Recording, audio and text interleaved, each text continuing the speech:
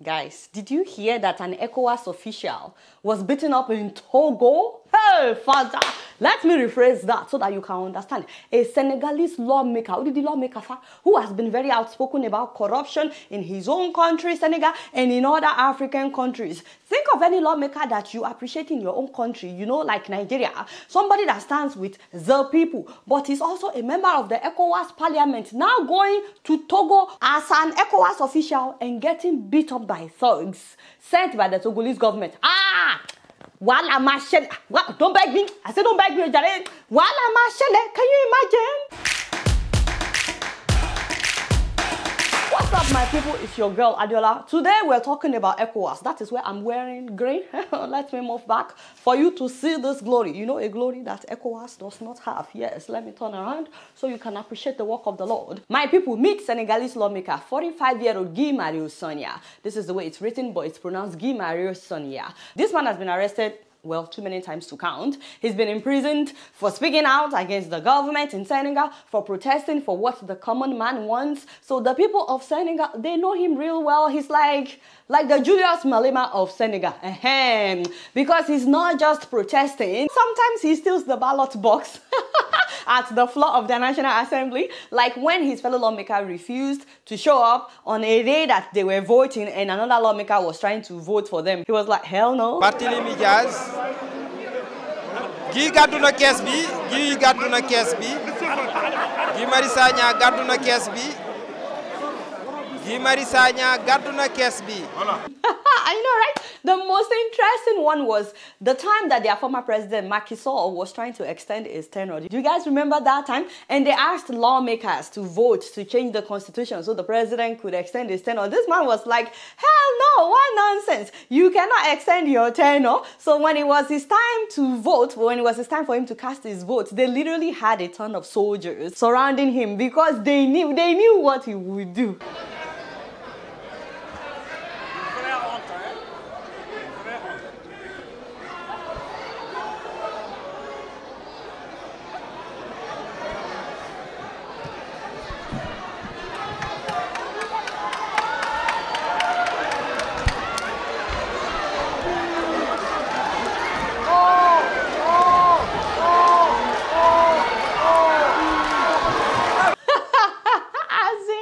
And he doesn't just fight for what is right in Senegal, he fights for all of Africa. He's a Pan-African. Now, since he became a member of the ECOWAS parliament, this man goes to every ECOWAS session spilling out the truth, whether or not they wanted to hear it. C'est pour ça qu'on nous annonce que nous avons 49 millions de citoyens qui vont être menacés de soudure.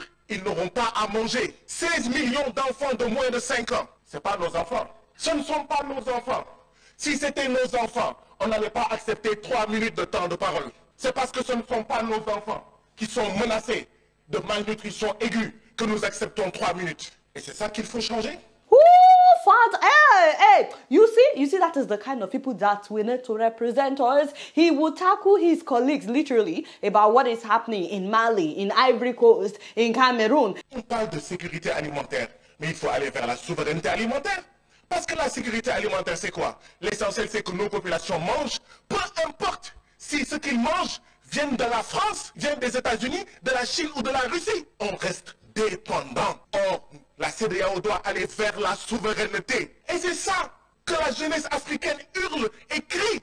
Et nous restons sourds à cette jeunesse. He's constantly advocating for the freedom of the francophone countries in Africa. Like all the countries that were colonized by France, you know, they are still not free from France. So he's constantly saying as ECOWAS, we should ensure true freedom and these countries should have their own currencies. Africa, we need to decolonize our minds and stop saying we are poor, we are impoverished by our own regimes and presidents who make poor decisions, misappropriate, create funds, follow IMF and World Bank policies and maintain colonial currencies like the CFA franc. Honestly, more people should know about what this man is doing and the fact that he's fighting for them. In fact, one time like that, an Ivorian lawmaker presented a report about poverty in West Africa, and this man got up and said, point of correction, what our people are experiencing is not poverty, it is impoverishment, abject poverty, which is worse than poverty. Le titre du document que vous nous avez présenté c'est état des lieux, pauvreté et inégalité en Afrique de l'Ouest. En réalité, le titre devrait être état des lieux, appauvrissement et non pauvreté. Appauvrissement et inégalité en Afrique de l'Ouest. And then he said, more importantly, if the people are impoverished, we must also talk about those who are impoverishing the people, which is our president. Ooh la la. He's like, why are we not talking about those responsible? Mais pourquoi vous n'osez pas dire appauvrissement? Parce que qui a appauvri l'Afrique? Ce sont nos présidents. Et vous ne voulez pas fâcher nos présidents. Vous ne voulez pas que l'Afrique soit...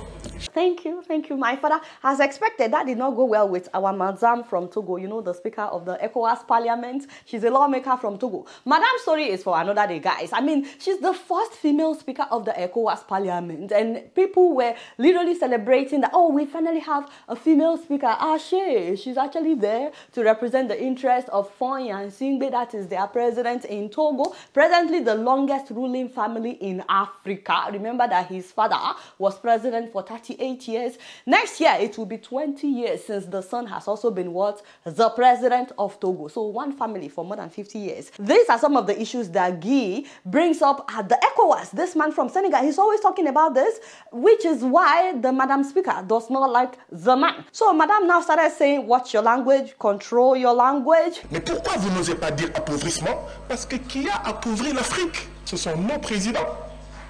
Et vous ne voulez pas fâcher nos présidents. Vous ne voulez pas que l'Afrique soit... Chers collègues, contrôlez votre langage. Contrôlez votre langage. Hey God, can you imagine? Even Guy was shocked. He was like, control what language? If people are impoverished, why are we not talking about those responsible, the people that are impoverishing the people? Similar to the off your mic incident that happened in Nigeria. The man said, if you off my mic, I can project. So the man kept talking. That was how they off the man's mic. But he kept talking. He was talking louder than before. Contrôlez votre langage, sinon je vous retire la parole. Elle me dit que je ne contrôle pas mon langage. Je veux savoir. Oui, mais vous dites que les chefs d'État ont appauvri l'Afrique. C'est une insulte. Now, before you know it, a female lawmaker from Ivory Coast decided to literally fight this man. La liberté de parole ne veut pas dire que vous devez dire n'importe quoi à l'endroit des chefs de l'État. Oui, c'est n'importe quoi que vous êtes en train de dire. Mais c'est vous qui... C'est plus n'importe quoi que qui que ce soit. Vous devez contrôler. Vous ne pouvez pas vous adresser au chef d'État. Vous ne pouvez pas vous adresser au chef d'État. N'importe quoi. Qu'est-ce que ça veut dire? La séance. Can you imagine? You know, as a woman, I am ashamed of these two women for trying to censor their fellow lawmaker for speaking the truth that they don't have the liver to speak. As if they cannot say the truth to their own president. This man is saying the truth. They are trying to censor him at an ECOWAS session. What kind of liver do you have? That was July of this year. That whole drama happened in July of this year. So guess what? Sunday, September 29th, this man was in Togo attending the third extraordinary session of ECOWAS Parliament that was held in Togo, and an opposition party in Togo invited him to an event as an ECOWAS official. They invited him in his capacity as an ECOWAS official. First of all, the hotel where the event was supposed to hold decided to cancel at the very last minute without giving any reason. Apparently, Togolese government allegedly, ordered the hotel to cancel. So they decided to move the event to another venue. And while he was there speaking, guys, they just started. He was speaking. He was telling the Togolese people, yes, I'm Senegalese, but I'm also Togolese. Whatever touches you, touches me. Suddenly, chairs started flying.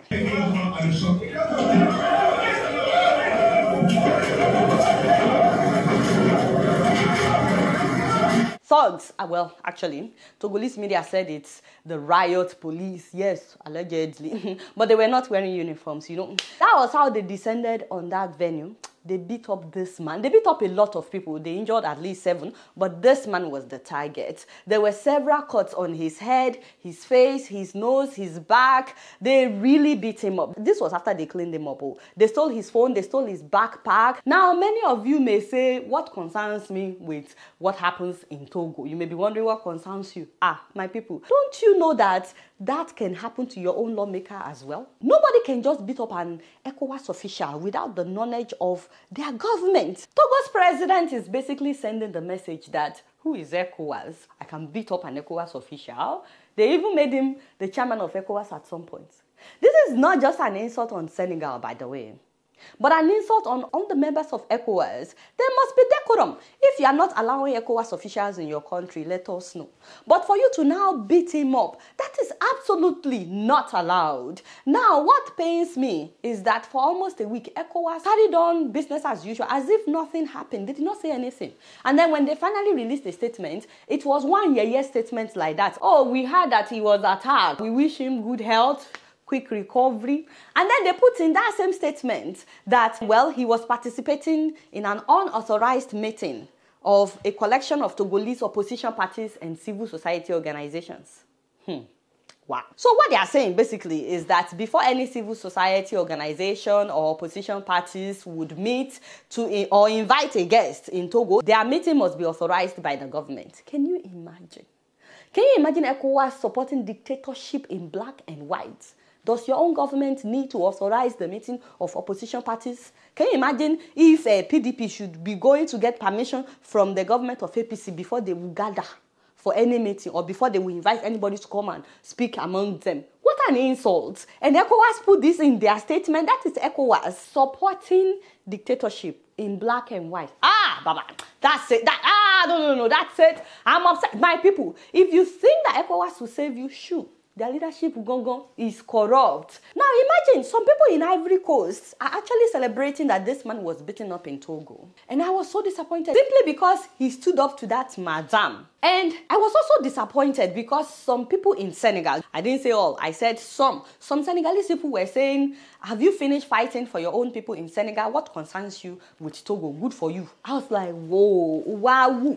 That's the same way that some Nigerians like to tell me, Adola, focus on Nigeria. Why are you talking about other African countries? And then sometimes when I talk about other African countries, some people will write comments like, abeg, leave our country, focus on your corrupt Nigeria. Can you imagine? We always forget that no African, not even one African was present when the map of Africa was being drawn. All these borders that we have today in Africa, we have no say in it. Which is why you will see people speaking your language in some other African countries. You will see people speaking Hausa in some other African countries. People speaking Yoruba in some other African countries. Swahili is not limited to one African country. We always forget that all these borders were drawn by colonizers. Which is why we must collectively condemn corruption in other parts of Africa, because whatever is happening in Togo is directly or indirectly affecting us too. Imagine if Togo is thriving, a country of only 9 million people, that's like twice the size of Osun State, not even up to the size of Kano.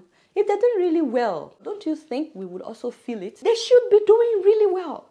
They should be thriving. Now, the government of Togo decided to release a statement that they have commenced investigations into the beating. I was like, Soroni, is that supposed to be a statement? By the way, which country has the highest number of delegates at ECOWAS? Nigeria. Guys, don't you think that Nigeria should have said something when they beat up this man?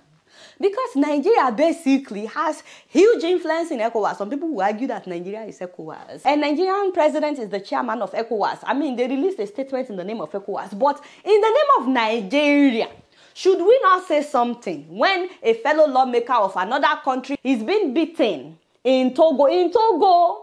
Because imagine if this had happened to a Nigerian lawmaker. Wouldn't other African countries want to be in solidarity with us? Wouldn't they say, how can you beat up a Nigerian lawmaker?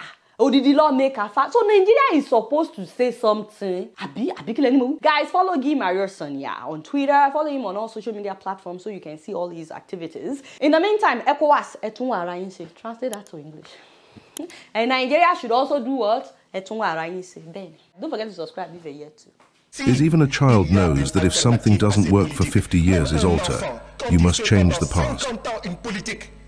Young people are calling for change the path of sovereignty rupture and transformation.